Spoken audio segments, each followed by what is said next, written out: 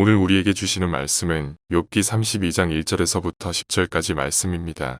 욥이 자신을 의인으로 여김으로 그 세 사람이 말을 그치니 람 종족 부스 사람 바라겔의 아들 엘리후가 화를 내니 그가 욥에게 화를 내면 욥이 하나님보다 자기가 의롭다 하며 또 세 친구에게 화를 내면 그들이 능히 대답하지 못하면서도 욥을 정죄함이라.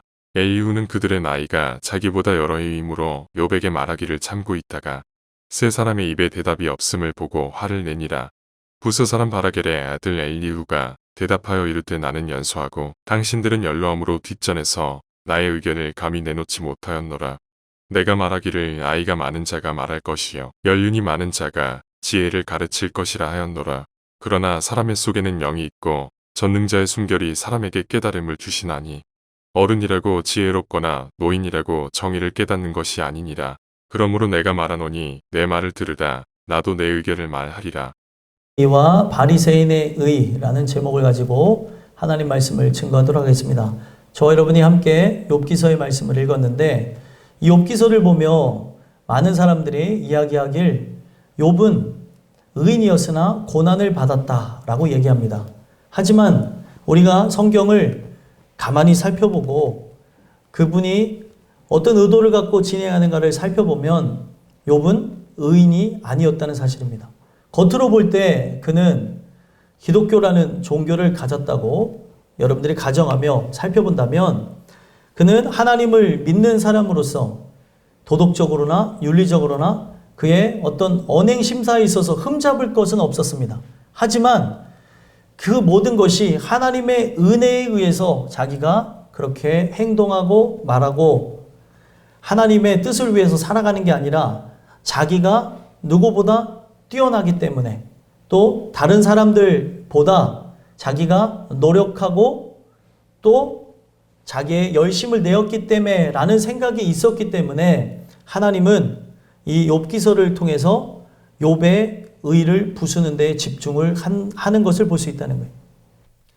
욥이 갖고 있었던 그 의가 얼마나 대단한 거였냐면 욥은 자신의 집안에 어떤 문제나 고통, 괴로움이 오는데도 그것을 바라다 보는 시각이 하나님이 진행하시는 일이기 때문에 크게 슬퍼하거나 요동치는 일도 없었습니다. 그리고 심지어 자신의 자녀가 죽음을 당하는 그런 불행한 삶을 보면서도 그는 절대 슬퍼하지 않았다는 거예요. 주신 이도 여호와시오 거둬가신 이도 여호와시다 라고 고백하며 모든 것을 하나님의 섭리 가운데 진행되는 것처럼 이야기를 하는 모습을 보였다는 겁니다. 그런 모습을 보니 어떤 누가 그가 신앙이 없다고 얘기하고 그의 신앙에 문제가 있다고 얘기할 수 있겠냐는 거죠. 전혀 문제가 없는 모습을 보인 듯 하다가 결국에는 하나님께서 그 삶 속에 점점 옥죄어오는 많은 상황, 환경을 계속 하나님이 이끌어 가시면서 욥의 자신에게 질병이 찾아오게 됩니다. 그 질병을 통해 욥은 비참할 대로 비참해지고 그리고 자기 안에 지금 알게 모르게 생긴 그 질병, 성경은 그것을 피부병이라고 얘기하는데 어떤 피부병인지 모르지만 가려움증으로 인해서 온몸을 긁는 욥의 비참한 모습을 성경 속에서 이야기를 하고 있고요. 그가 그 가려운 몸을 긁다가 온몸이 상처가 나고 짓무르고 그것으로 인해 욕창이 생겨나는 그런 장면을 보게 해주십니다. 그걸 통해 욥이 자기의 진면모를 드러내게 되는데 자기의 생일을 저주하고 자기의 삶에 대해서 굉장히 고통스러워하는 것을 보게 됩니다. 생일을 저주한다는 게 어떤 의미예요? 바꿔서 얘기하면 나는 태어나지 말았어야 되는데 왜 나를 이 땅에 보내셔가지고 이런 고난을 주는가? 이 고난의 원인이 무엇인지를 살펴보기보다는 고난 자체를 하나님이 줬다고 하며 원망조의 그런 내용들이 그의 입에서 쏟아지기 시작했다는 거예요. 그러던 중에 욥이 처한 이런 안타까운 사정을 들었던 욥의 세 친구가 그를 찾아와서 함께 대화하고 눈물을 흘리는 내용이 나옵니다. 처음에는 그가 처한 상황이 너무나 기가 막히니까 아내도 도망가요. 결국에 그 욥이 하는 행위를 보면서 그의 의로움 때문에 그는 치가 떨리기 때문에 남편을 두고 도망을 갑니다. 같이 살 수 없다는 거죠. 자녀가 죽었는데도 하나님을 원망하지 않고 또 집안에 많은 문제가 생겨나서 재정적인 문제 또 자기가 이겨낼 수 없는 그런 육체적인 문제를 겪고 있는데도 그가 종교적인 의로움을 가지고 하나님을 욕하지 않는 그 모습을 보며 질려버린 채 도망을 갔다는 거예요.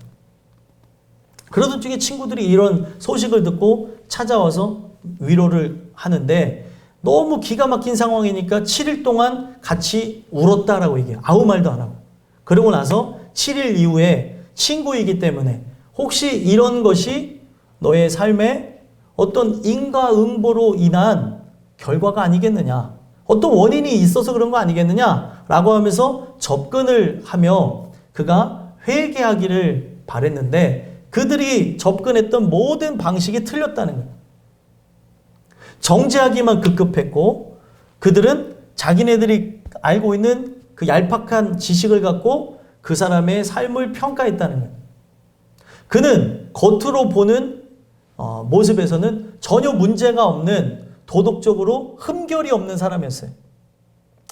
누가 봐도 신앙인의 모습을 갖춘 자로 저 사람은 하나님이 함께하는 사람이다 라고 얘기할 정도로 또 성경에서 그를 기록하기를 동방의 의인이라고 할 정도로 그의 의로움 자체가 많은 사람들에게 널리 전파되었다는 사실입니다.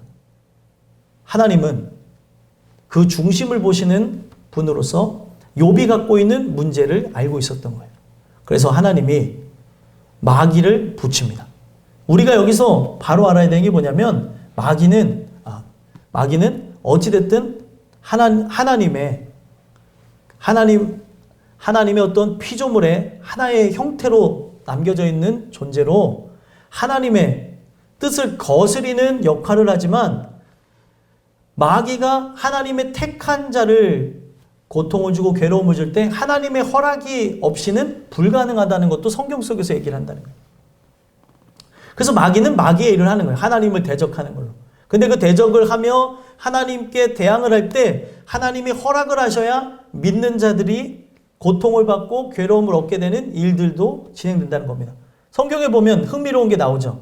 하나님과 마귀가 마치 내기를 하는 듯한 장면을 봐요. 의인이 있는데 저 의인을 자기가 괴롭혀도 되겠느냐. 하나님이 저와 같은 의인이 없는데 마귀의 속내를 다 꿰뚫어 보신 하나님이 마귀를 붙이면서 생명은 해하지 말아라. 그러면서 그 삶 속에 고난이 시작되게 된 거예요. 우리가 하나님을 바라다 볼 때 이런 내용을 잘못 알게 되어지면 하나님이 괜히 인생에 고통을 주며 고난을 주며 어떤 폭군의 이미지를 가지고 마귀와 내기하는 시덥지도 않은 분은 아닌가 착각하는 분들이 있습니다. 마귀를 붙인 이유는 딱 하나였어요. 어떤 이유였냐면 욥이 31장에 와서 자기를 자꾸 비난하는 욥의 세 친구에게 자신의 결백을 주장합니다. 어떤 결백을 주장하냐면 자기는 내적으로도 순결하고 거짓과 탐심으로부터도 자기는 결백하고 자기는 간음죄로부터도 결백하고 인권으로부터도 자기는 결백하고 그리고 빈자, 과부, 고아들로부터 자기는 그들을 사랑하고 보듬어주고 또 그들과 함께한 자다라고 하면서 결백을 주장했다는 거예요. 그리고 자기는 우상 숭배도 안 했고 원수와 나그네도 품었다는 거예요. 이 이야기는 뭐냐면 모든 율법을 지켰다는 거예요. 내가 그 율법의 말씀을 지켰는데 하나님의 이 말씀과 함께 나갔는데 물론 욥이라고 하는 사람은 역사적으로 보게 되면 율법이 제정되기 이전의 사람이에요. 아브라함과 동시대 사람으로 추정합니다. 하지만 그가 말씀과 함께 살아가면서 누가 봐도 도덕적으로 윤리적으로 문제되는 것이 없이 은혜 속에 살았다는 걸 자부한다는 거예요. 나는 잘못한 게 없습니다. 나는 죄인이 아닙니다. 그렇게 얘기를 했더니 이제 욥의 세 친구가 소위 오늘 젊은 사람들이 얘기하는 멘탈이 붕괴되는 할 말이 없게 되는 거죠. 자기는 죄인이 아니라고 하는 그 사람에게 무슨 말을 하냐는 거예요. 계속해서 논쟁만 하고 했을 뿐 그에게 어떤 접근도 해놓지 못하는 걸 보면서 자기네들이 이제 할 말이 없구나. 아주 자기네 그런 상황을 보며 어떤 발언도 하지 못할 때 이제 엘리후라는 사람이 등장하게 됩니다. 엘리후는 사실 욥의 세 친구와 함께 왔었는데 아무 발언을 하지 않고 있었던 사람인데 욥이 하는 발언 자체가 문제가 있음을 쭉 지적을 했다는 거예요. 자, 어떤 문제가 있는가? 결백하다고 하는 것도 문제예요. 여러분들 죄인입니까? 죄인이 아닙니까? 다 죄인이라고 하겠죠. 근데 욥은 자기가 죄인이 아니라고 얘기한 거고 심지어 뭐라고 표현하는가? 이제 성경 안으로 들어가서 보겠습니다. 1절 한번 읽어보겠습니다. 읽겠습니다. 시작. 욥이 자신을 의인으로 여김으로 그 세 사람이 말을 그치니 아멘. 자기를 뭐로 여겼다고요? 의인으로 여겼어요. 자, 이게 착각하게 되는 부분인데 하나님이 우리를 의롭다 칭하여 주시는 거예요. 그거를 칭의라고 합니다. 우리는 죄인이죠. 이 죄 때문에 영벌에 들어갈 존재인데 하나님이 의롭다 칭하여 주심으로 하나님이 나를 의롭게 하실 걸 믿는 걸 믿음이라고 해요. 그 하나님을 믿음으로 하나님이 나를 진짜로 의롭게 칭하여 주시는 칭의의 사건을 경험하며 여러분들은 천국에 들어가게 되는 거예요.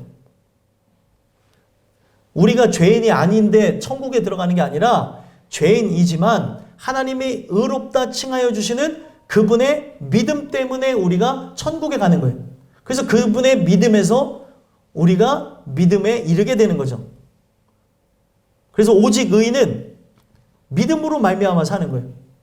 그래서 성경은 그것을 이야기를 하는 건데 오늘 우리가 은혜를 받다 보니까 제가 주변에서 자주 보는 현상이고 저에게도 나타난 거기 때문에 말씀을 통해 자꾸 저를 쳐서 복종하려고 하나님께 긍휼을 구합니다.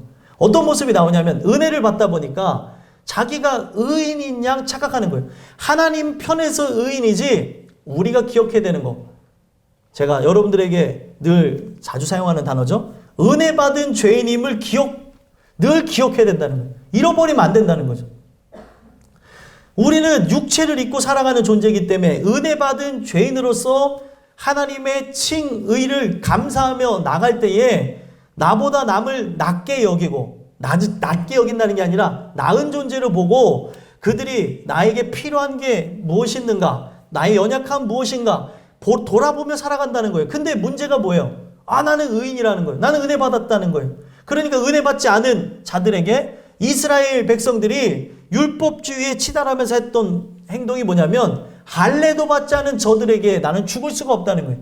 그래서 바벨론에게 항복하라는데 항복을 하지 않는 거예요.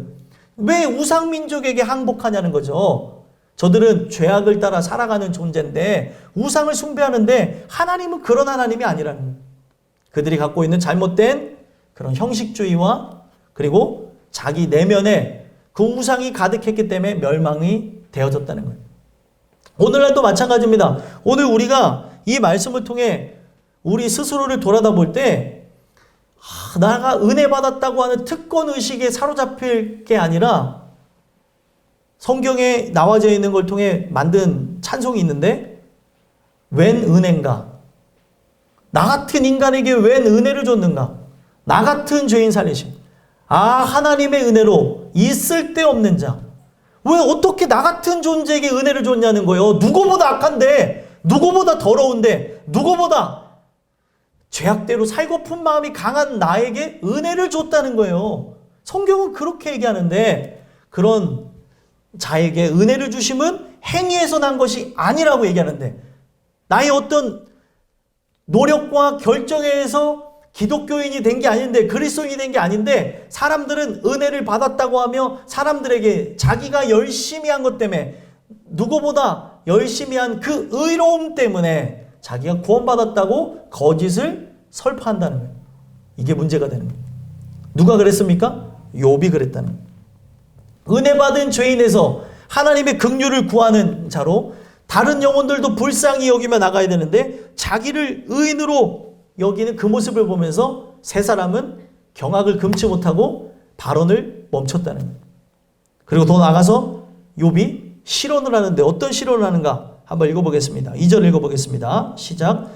람종족 부스 사람 바리겔의 아들 엘리후가 화를 내니 그가 욥에게 화를 내면 욥이 하나님보다 자기가 의롭다 하며 아멘. 왜 엘리후가 등장했고 엘리후가 등장해서 화를 냈습니까? 여러분 성경 보셔서 아시겠죠? 왜 화를 냈어요? 욥이 하나님보다 의롭다고 얘기했어요. 자, 우리가 이 성경의 깊은 내용을 잘 알지 못한다 하더라도 이 성경에 나와져 있는 이 글을 우리가 읽을 수 있으면 욥이 하나님보다 의롭다는 게 맞는 행동입니까? 틀린 행동입니까? 틀린 행동이죠. 이런 행동을 하는 사람이 어떻게 의인이라고 얘기할 수 있냐는 거예요. 제가 여러분들에게 전달하는 거는 오늘날 많은 사람들이, 상당수 사람들이 욥에 대해서 설명할 때 의인이라고 설명한다는 거예요. 그는 결코 의인이 아니었다는 겁니다. 어떻게 죄악 많은 인간이 하나님보다 의롭다고 얘기할 수 있냐는 거예요. 자기의 어떤 감정적인 걸 어필하려고 실언했다. 그래도 문제인 거죠. 한마디가 나오기 전까지는 마음에서 수백, 수천 가지 썩은 것이 있었기 때문에 한마디의 실언이 터져 나오는 겁니다. 내 안에 무엇을 품고 있느냐가 그 말 속에서 투영돼서 나오는 거예요. 농담 속에서도 또 진담 속에서도 내가 어떤 거를 사랑한다고 말하면서 말하는 그런 발언들 속에서도 그냥 나오는 발언은 전혀 존재하지 않는다는 거예요. 이 내면이 악한 거와 연결되어져서 부패함에 의해서 나오는 게 말이라는 거예요. 그래서 그 말을 들어보면 그 사람이 어떤 영을 소유했는지를 알 수 있다는 거예요. 아, 저 사람은 아직도 세상을 사랑하는구나. 저 사람은 주님을 사랑하는구나. 저 사람이 진짜 추구하고 바라는 게 썩어질 것이구나. 아니면 영원한 것이구나. 그 이야기를 들어보면 알 수 있다는 거예요. 그런데 이 욥은 어떤 발언을 했다고요? 자기가 하나님보다 의롭다고 얘기하는 거예요. 오늘날 지금 욥과 같이 자기가 하나님보다 의로운 양, 하나님께 긍휼을 구하지 않고 한번 빛비침에 그 은사를 받고 살아가는 수많은 사람들이 있다는 겁니다. 그런 사람들은 결국에 자기의 의를 따라서 하나님을 눈으로 보는 부분에서는 거절하거나 거부하거나 떠나진 않지만 교회 안에 있는 탕자로 살아가더라는 거죠. 자기가 누구보다 은혜 속에 살아가는 자다라고 착각하는 거예요. 왜요? 종교적 형식을 갖추며 예배를 드리고 있잖아요. 오늘날 주일날 나오라고 안 나오는 사람은 죽어도 안 나오는데 나는 나와서 예배 드리잖아요. 그리고 찬양도 하잖아요. 그리고 헌금도 하고 어떤 종교적인 그런 생활을 하고 형식을 내가 갖춰서 하니까 자기가 은혜 받았다고 생각을 하는 겁니다. 성경에 보면 이 욥과 같이 누구보다 열심을 냈던 바리새인들이 있습니다. 이 바리새인들은 그 이름의 뜻이 초연한 사람, 어떤 것에도 영향받지 않은 거룩한 사람이라고 하는 그 의미에서 바리새파를 지지하는 바리새인들이 등장하게 된 거예요. 여러분들이 잘 아는 사도 바울도 바리새인입니다. 성경을 누구보다도 사랑하며 연구하고 말씀대로 살기를 하는데 그들을 바라보며 예수님은 가슴 아파하시면서 뭐라고 얘기하냐? 위선자라고 얘기했어요. 그들이 하는 그 위선이 하나님을 모독하는 행위를 한 건데 왜 모독하는 행위라고 원어적으로 접근하게 됐냐면 왜 그들이 모독을 했냐? 그 위선이라고 하는 단어를 원어적으로 접근해서 보니까 연기하는 사람이다 이런 뜻을 갖고 있어요.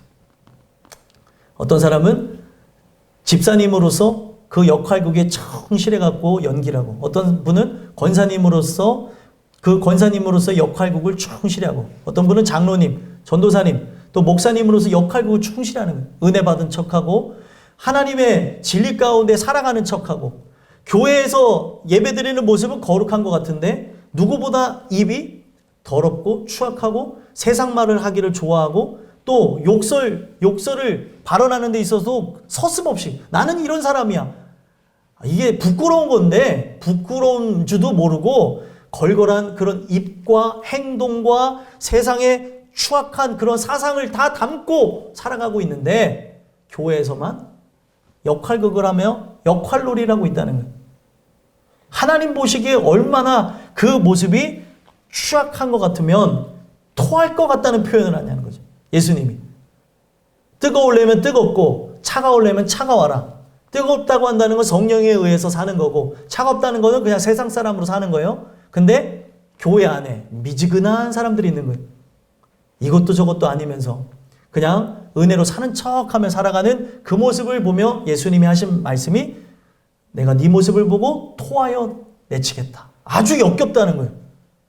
왜 제가 이런 자극적인 내용을 여러분들에게 전달합니까? 제 모습이 역겹기 때문에, 여러분들의 모습이 역겨울 수 있기 때문에 돌아보자는 거예요. 많은 사람들이 존경하는 모습을 여러분들이 스스로 감추며 살아갈 수 있습니다.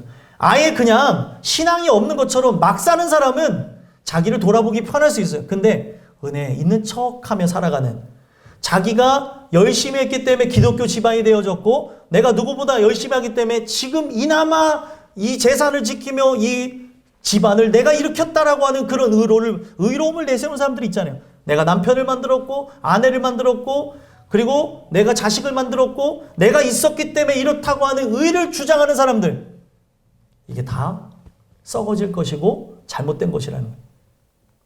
기독교인이라고 한다면 하나님의 긍휼을 구하며 나가는데 내가 이만큼 했으니까 지금 이 집안이 이렇고 이 교회가 이렇고 이런 삶을 살아간다. 그게 바로 욥이었고 그게 바로 바리새인이었던 거예요. 예수님이 누구에 의해서 죽었는 줄 아십니까? 서기관과 바리새인들 때문에 죽은 거예요. 오늘날로 얘기하면 뭐예요? 신앙생활하는 그 사람들이 예수를 못 박아 죽인 거예요. 세상 사람들은 그냥 죄인이에요. 그래서 그들은 그냥 저 지옥불에 떨어져 죽는 존재라고 한다면 예수를 몰아가지고 십자가에 달려 죽게 한 사람들이 오늘날 신앙생활 열심히 한다는 사람들이 예수를 못 박아 죽였다는 겁니다. 그러면 오늘 우리가 이것을 보며 살펴봐야 되는 게 내가 갖고 있는 위선이 뭔지를 봐야 된다는 거예요. 스스로가 이 말씀 앞에 살펴보지 않으면 이 안에 감춰진 그 의로움 때문에 다 죽어나가게 될 수 있다는 거예요. 내 한 사람을 구원하기 위해서 택함을 받지 않은 내 자녀가 죽어나갈 수 있고 택함을 받지 않은 내 부모가 죽어나갈 수도 있어요. 어떻게 보면 택함을 받은 그 사람 때문에 희생을 당한다고 얘기할 수 있지만 모든 사람들이 택함을 받음으로 살면 좋겠지만 그러지 아니할 수도 있기 때문에 이 모든 부분 속에서 다 스스로 질문을 던져야 됩니다. 엄마 아빠가 신앙생활 한다고 해서 자녀가 신앙생활 하는 게 아니에요. 그리고 기독교 집안에서 자라난다고 해서 기독교 세계관을 갖고 세상을 향해 살아가지 않고 말씀대로 살아가는 게 아니더라는 거죠. 계속 교회에서 이것이 죄라고 하며 가르쳤는데도 청소년기가 지나고 청년기가 지나면 자연스럽게 뭐 어때? 청년인데 성인인데 그러면서 뭐 세상 사람들이 즐기고 맛보고 그리고 사랑하는 더러운 것들을 다 추구하더라는 거예요. 성경에 이 모든 걸 경험한 솔로몬이 헛되니 모든 것이 헛되다라고 하는데 굳이 경험해 보자고 하고 굳이 이걸 논쟁거리로 하며 유치한 논쟁을 하고 있다는 거예요. 오늘 여러분들의 삶 속에 이 내용을 통해 살펴봐야 될 게 이렇게 하나님을 향하여서 자기의 의를 주장하며 나갔던 욥과 같이 바리새인과 같이 오늘 우리가 그러지 않은가 살펴봐야 된다는 거예요. 자기가 의롭다는 게 뭐예요? 하나님이 정해놓은 말씀의 법도를 따라 살지 않고 자기가 만든 새로운 기준을 갖고 살아가는 거예요. 성경이 그러하면 지키지 못하는 나를 부끄러워하고 괴로워하고 이 말씀이 이루어지길 소망하며 붙잡고 기도해야 되는데 괴로워하지 않는다는 거예요. 청년들에게 술을 먹지 말라고 제가 얘기합니다. 근데 자기가 생각할 때는 술 취하지만 않으면 되지. 그런 사람일수록 더 많이 취하고 그런 사람일수록 죄악 가운데 더 살아가고 있다는 거예요. 민감한 얘기니까 한 번씩 꺼내는 겁니다. 오늘날 기독교인들처럼 술과 담배와 죄악에 더 가까운 사람이 없대잖아요. 투기하는 사람 가서 다 봤더니 1등이 기독교인이에요. 세상 사람들이 보기에도 도덕과 윤리에 대한 요건을 봤을 때 수준이 낮은 게 기독교인이에요. 그래서 기독교인들을 보고 개독교인이라고 하며 손가락질하는 지경이 됐다는 거예요. 오히려 그런 의로운 모습이라도 갖췄는가? 돌아다 보면 참 좋겠는데 의로운 모습은 없어요. 오히려 돌아보기 편할지 모르겠어요. 나는 이런 의의가 없기 때문에. 여러분들 오늘 우리 인생에 자기가 의롭다고 여기는 게 뭐냐면 하나님이 만들어 놓은 가치의 기준, 성경적인 세계관, 성경에서 이야기하는 그 뜻을 따라서 살지 않는 사람이 자기의 의를 주장하는 사람인 거예요. 하나님보다 의롭다는 거죠. 하나님이 이대로 해야 제사법을 제정한 게 뭐예요? 애굽에서 했었던 구습을 버려버리고 너희 생각을 내려놓고 내 뜻대로 살아야 구원을 얻는다라고 얘기했어요. 그래서 그걸 제시해 놓은 거예요. 너희들의 방식대로 제사할 것이 아니라 내가 만든 제사법에 따라 소와 양과 염소는 이렇게 각을 떠야 되고 피는 제거해야 될 것이며 그들의 생각을 내려놓고 하나님이 만들어 놓은 기준에 따라 들어오므로 은혜의 사이클을 통해 살아나기를 원하셨다는 거예요. 근데 사람들은 아직도 자기의 방식대로 자기의 생각대로 자기 마음대로 신앙생활한다. 성경에 무엇이 적혀있고 성경이 나에게 뭘 얘기하는가 관심 없이 살아간다는 거예요. 이게 바로 자기의 의예요. 하나님보다 의롭다고 하니까 하나님의 말씀을 골라서 먹고 골라서 받아들이고 골라서 거부하는 거겠죠. 다 받아들여야 되는데. 그래서 자기보다 의롭다고 하는 이 장면을 보면서 엘리후가 분노하며 화를 내는 거예요. 3절에서부터 5절까지 말씀 읽어보겠습니다. 읽겠습니다. 시작. 또 세 친구에게 화를 내면 그들이 능히 대답하지 못하면서도 욥을 정죄함이라. 엘리후는 그들의 나이가 자기보다 여러 해 위이므로 욥에게 말하기를 참고 있다가 세 사람의 입에 대답이 없음을 보고 화를 내니라. 아멘. 지금 욥에게 있는 문제, 욥의 의가 사라져야 천국에 가는 거예요. 여러분들 30년 40년 여러분들이 신앙생활 했다고 해서 천국에 가는 게 아니라 여러분들 안에 있는 의가 파쇄되어 천국에 간다는 거예요. 나에게 선한 게 없습니다. 나의 노력도 나의 열심도 이 모든 것도 하나님이 하셨습니다. 하나님이 인도하셨습니다. 라고 하는 내가 공로가 1%도 없다고 인정을 하는 사람이 천국 가는 거예요. 이거 인정하실 수 있어요? 여러분들의 인생을 보며 가정을 보며 여러분들의 삶을 돌아다 보며 기독교인으로 살아가는 것 또 여러분들의 삶을 이제 돌아다 볼 때 여러분들의 삶에 공로가 없다고 할 때 서운하다. 그러면 의의가 살아 넘치는 거예요. 내가 한 게 없다고요? 성경은 한 게 없다고 얘기한다니까요. 이러한 문제가 교회 안에 있다 보니까 교회를 부흥시키려다 보니까 자꾸 공로패를 주고 공로상을 주고 전도상을 주고 서로 부추기는 거예요. 자기 의의가 더 발동이 돼야 교회가 눈으로 볼 때 성장하게 되니까 교회가 세상을 닮아가다 보니까 이러한 것들을 교회 안에 다 끌고 들어온 거예요. 전도는 생활이에요. 전도는 삶이에요. 훈련할 필요도 없고 진짜면 말을 하기 시작합니다. 내가 이거를 진짜 은혜를 받았는데 은혜를 받은 거를 얘기하는 게 어렵다면 문제가 있는 거죠. 오늘 이 진리를 깨달았는데 진리를 함구하고 있다면 그 사람은 가짜인 거예요. 진짜는 얘기를 한다는 거예요. 그런데 오늘날 많은 사람들이 그리스도인으로 살아가는 건데 여기서만 사는 게 아니라 신실한 자로 세상에서도 살아가는데 회사만 가면 학교만 가면 그리고 사람만 만나면 기도하는 것도 부끄럽고 그리스도인이라고 말을 안 하셔도 되고 여러분들의 행동으로 이게 구별이 되는 거예요. 기독교인이어서 제가 술을 같이 못합니다. 이런 말을 죽어도 못하죠. 왜요? 분위기를 깰 수 있고 이렇게 하다 보면 회사에서 쫓겨나고 왕따 당할까 봐. 하나님이 책임져주는 인생이 뭔지 한번 생각해 보자는 거예요. 하나님은 오늘날 여러분들이 하나님을 모른다고 하며 그 위기를 모면하며 그리스도인이 아닌 척하며 사람들 속에서 더 즐기고 먹고 마시며 살아가고 있다면 여러분들에게 심판이 예정되어졌다고 얘기하는 거예요. 무섭지 않습니까? 오늘 내가 잠깐 모르게 한다는 이것 때문에 예수님이 하신 아주 직격적인 발언이 뭐냐면 나는 그렇다면 너를 심판대에서 모르겠다고 하겠다. 잘 들으세요? 심판대에서 너를 모른다고 하면 되지 않겠느냐. 너 나 모른다고 했지? 난 너 심판대에서 모른다고 할게. 누가 손해예요? 오늘 우리의 살아가는 삶 속에 이런 부분들을 보자는 거예요. 욥이 이러한 의의가 막 가득 넘쳐가지고 살아가니까 바리새인의 원조예요. 모든 사람들이 볼 때 존경할 만한 그런 모습으로 자기를 감추며 살아가고 있는데 하나님은 중심을 보시며 마귀를 붙인 거예요. 그래서 그가 자신의 문제가 일어나는 거죠. 사실 자녀의 문제도 자기 문제가 아니었어요. 자기에게 욕창이 생겨나고 고통이 오게 되니까 그제서 하나님을 원망하고 자기 생애를 저주하고 하나님보다 자기가 의롭다고 하는 자기의 본심이 드러나는 자기 안에 이런 게 있었는지 모르는 실체가 드러났다는 거예요. 이걸 바라봤던 친구들이 아무도 이야기를 못하는 걸 보면서 이제 엘리후가 나서서 이야기를 합니다. 엘리후는 전형적으로 하나님의 은혜 속에 살았던 사람이에요. 엘리후의 아버지 보니까 바라겔이라 그래서 바라겔의 본래 이름이 바라크엘이에요. 바라크가 바로 하나님 주신 복이에요. 엘이 하나님이거든요. 하나님의 축복을 받았다고 하는 그 사람의 아들로 그가 살면서 엘리후가 뭐냐면 그의 하나님이에요. 엘리후가 만난 하나님을 욥에게 증거하는 거죠. 그러면서 자기가 이제 본격적으로 발언하겠다라고 하면서 6절에서부터 10절까지 얘기합니다.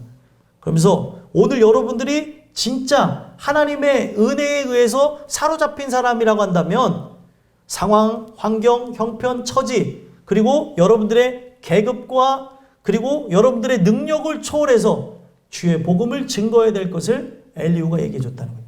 자, 엘리후가 어떻게 이제 얘기하는가 한번 보겠어요. 자, 6절, 7절 한번 읽어보겠습니다. 읽겠습니다. 시작.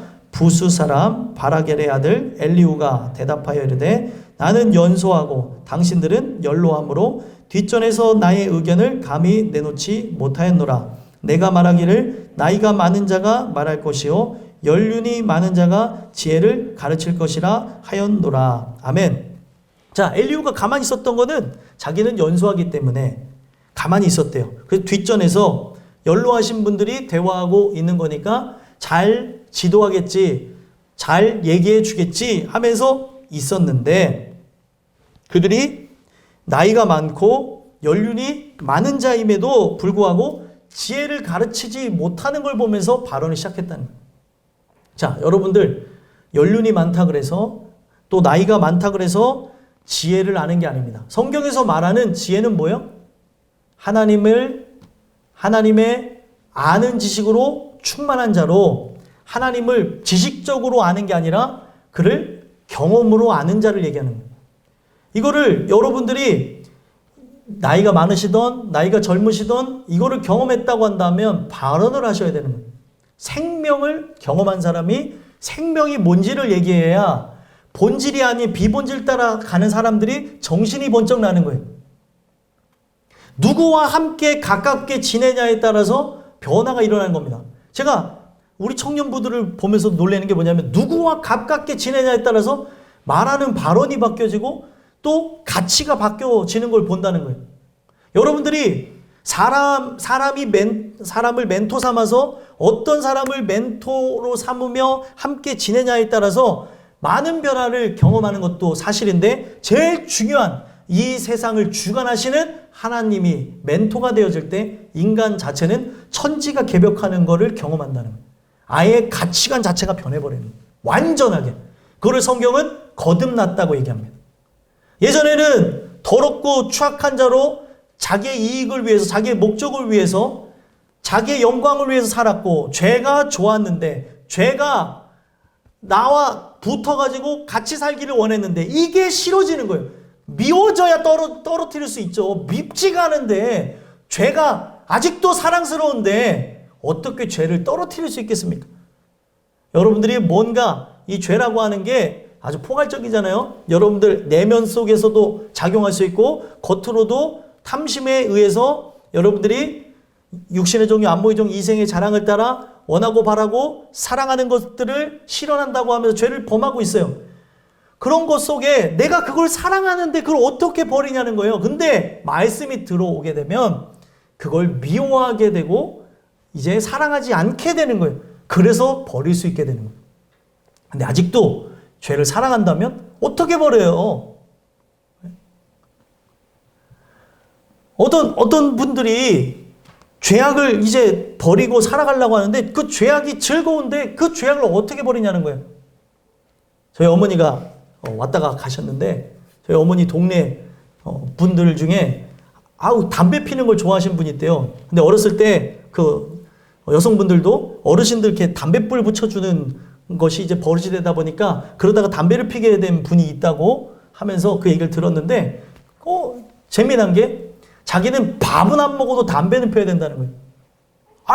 그 연기 난 그걸 뭐 가져오세요 했더니 이거를 경험해보지 않은 사람은 모른다고 하면서 밥은 안 먹어도 이건 펴야 된다. 죄라는 게 그렇다는 거예요. 오늘 우리의 인생 속에 이 쾌락이라는 게, 탐욕이라는 게 그렇게 작용한다는 거죠. 무서운 거예요.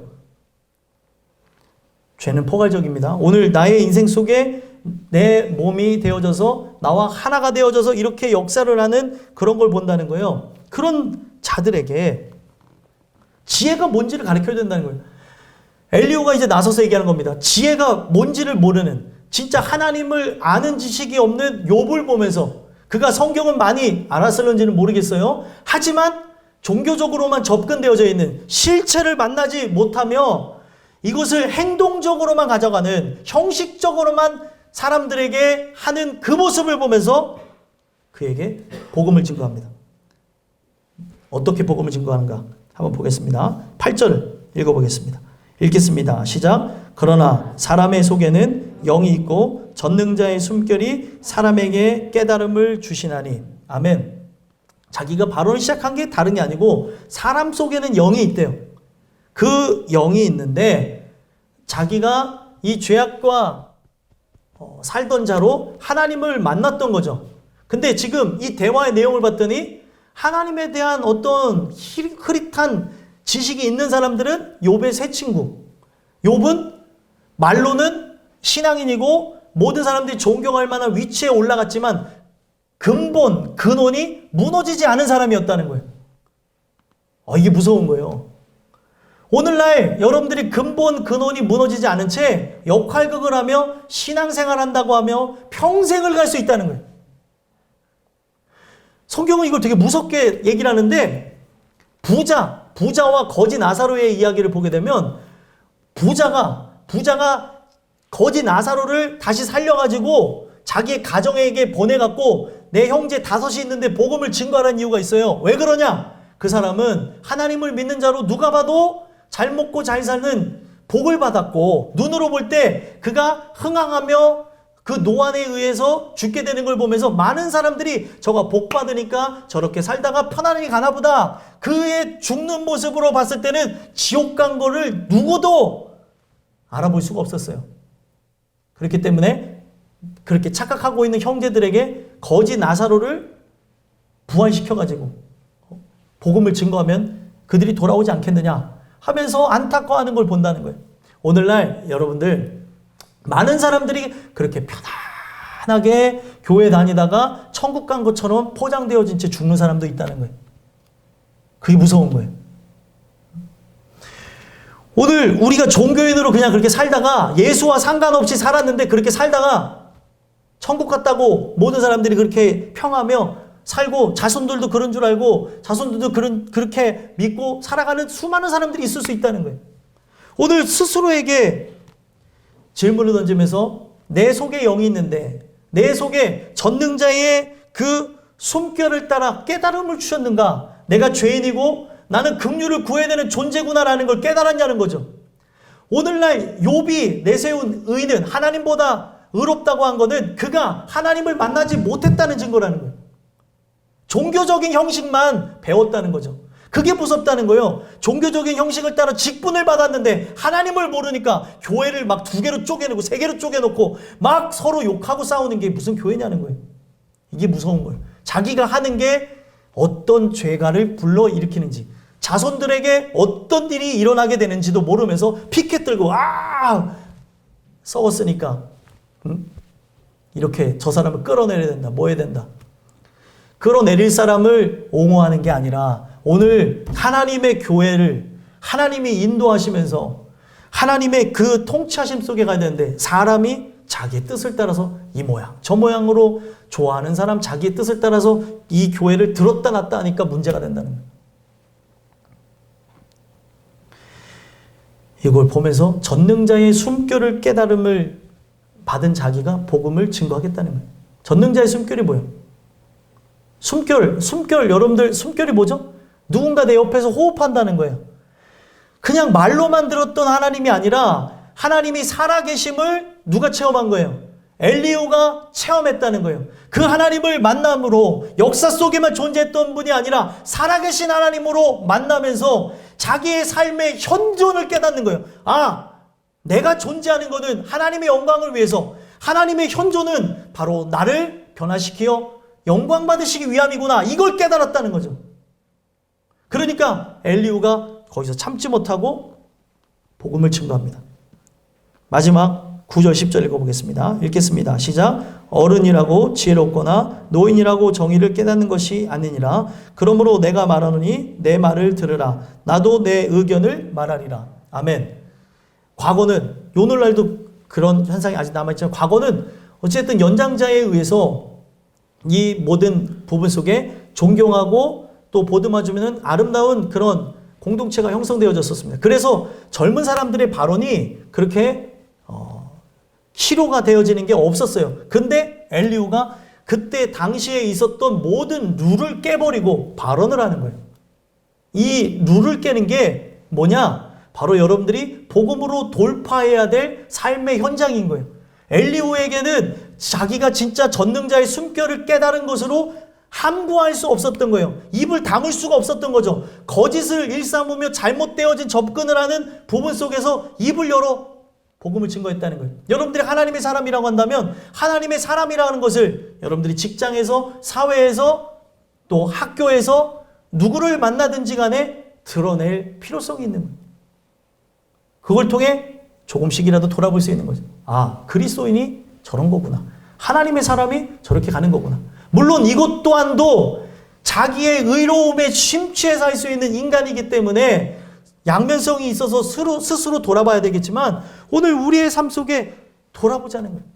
엘리후는 이걸 참지 못해서 복음을 증거했습니다. 여러분들은 이 복음을 참지 못해서 증거해야 되는데 가슴 아파하고 괴로웠던 적이 있습니까? 참다가 엘리후는 모든 사회적인 기틀을 무너뜨리면서까지 복음을 증거했다는 거예요. 오늘 여러분들이 이 말씀을 통해 스스로에게 질문을 던져봤으면 좋겠어요. 내 안에 의가 있는지. 이 의가 있으면 내가 지금 하는 이런 종교적인 행위로 천국 가지 못한다는 거예요. 지금 여러분들이 이 자리에 앉아 있는 것으로 천국 간다고 얘기할 수 있는 게 아니에요. 제일 중요한 예수 그리스도를 만난 자로 그분이 나의 생명이시오, 나의 주인이시오, 내가 이렇게 열심으로 또 나의 의지를 갖고 하는 이런 것으로는 천국에 가지 못하고 그리스도의 의, 십자가에서 세우신 그의 의가 있어야 천국 간다는 거예요. 그래서 예수님이 십자가에서 다 이루었다라고 얘기하는 거예요. 그게 의예요. 세상에서 꿈꿀 수 없는, 세상이 흉내낼 수 없는 것. 예수님은 전 인류를 위해서 자기의 생명을 내어주심으로 미련해 보이고 연약해 보이고 그리고 부족해 보이는 그것으로 이게 하나님의 지혜다라는 걸 보여줬어요. 왜 지혜예요? 그걸 왜 지혜라고 할 수 있죠? 예수님이 죽으심으로, 예수님 한 분이 죽으심으로 모든 인류에게 구원의 문이 열렸으니 이게 하나님의 방법이요 하나님의 지혜라고 하는 거예요. 여러분들이 그리스도인이라고 한다면 이런 자발적인 희생이 열매로 드러날 수밖에 없다는 것을 기억하시고 나에게 이런 모습이 있게 해달라고, 직장에서든 사회에서든 학교에서든 누굴 만나든지 간에 이런 모습이 있게 해달라고 기도해 주셨으면 좋겠고요. 그리고 마지막으로 질문을 던져야 돼. 나는 혹시 바리새인과 같이, 욥의 의와 같이 지금 종교적으로 배운 이런 행위를 하는 것으로 은혜 받았다고 착각하는 건 아닌가? 내가 하나님의 사람이라고 얘기하는 건 아닌가? 돌아보자는 거예요. 성경은 껍데기만 남은 행위, 그것도 문제지만 중심도 문제고, 행위도 있어야 되지만 중심이 어떠한지도 얘기하고 있는 거예요. 이들의 행위로는 전혀 문제될 게 없었어요. 근데 중심이 내가 잘나서, 내가 의로워서, 내가 노력했기에, 내가 누구보다 시도했기 때문에 이렇다고 하는 그 생각이 문제였던 거였거든요. 하나님이 다 하셨는데. 여러분들이 진정한 그리스도인이라고 한다면, 은혜로 살아가는 사람들이라면 바리새인과 서기관의 의보다 높은 그리스도의 의로서 나가는 아름다운 모습들이 일어났으면 좋겠어요. 이거는 도덕과 윤리에 대한 측면도 회복되는 것이고 신앙적인 부분 속에서도 하나님을 의지하며 살아가는 모습이라는 거예요. 여러분들이 신앙생활하며 그 바리새인들을 우습게 볼 때가 있는데, 바리새인은 항상 하루에 3번 이상 꼬박꼬박 기도하고 근체양의 11조를 드렸고, 그리고 이 바리새인들은 항상 구제와 봉사를 생활화하면서 늘 하나님을 구하고 그리고 말씀을 입에 달고 살았던 사람이에요. 그런 사람들을 예수님은 위선자라고 얘기했습니다. 오늘 나에게 은혜 충만으로 살아간다고 하면서 위선자들보다도 못한 그런 행위가 나에게 있는지, 또 오늘 이런 행위도 없으면서 중심도 무너진 것은 아닌지, 중심은 하나님을 향해 있는데 아직까지 이러한 영향력이 그런 아름답게 나오지 못하는지 스스로에게 자문하시고 하나님의 긍휼을 구함으로 하나님의 인도하심 속에 여러분들의 의가 무너져 하나님의 사람으로서 아름다운 열매가 나타났으면 좋겠어요.